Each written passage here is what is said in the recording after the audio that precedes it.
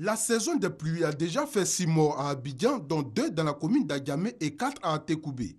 Des mois de trop selon les autorités ivoiriennes qui ne veulent plus assister passives à ces drames qui endeuillent de nombreuses familles. Cette rencontre tripartite, ministère de la Solidarité, de la Famille, de la Femme et de l'Enfant, mairie d'Agamé et populations vivant dans les zones à risque, vise donc à échanger avec les populations concernées, recueillir leurs préoccupations et leur expliquer l'intérêt pour elles de quitter ces habitations à haut risque. Il ne convient pas de s'imposer aujourd'hui, mais c'est de faire prendre conscience à tout un chacun de sa responsabilité pour le meilleur devenir des uns et des autres. Et pour nous, agents de la mairie, c'est la quête permanente du bonheur de ses citoyens. Et pour pouvoir parler de bonheur, il faut être en vie.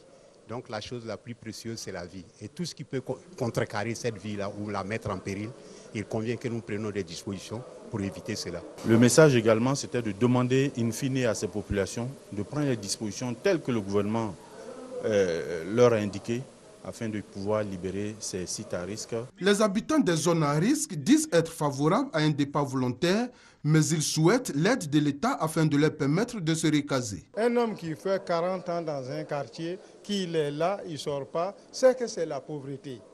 Mais pour le changer, il faut lui aider à changer. Les autorités soulignent qu'elles sont conscientes des difficultés financières des populations, mais ce n'est pas pour autant qu'elles doivent les laisser mourir dans l'indifférence totale.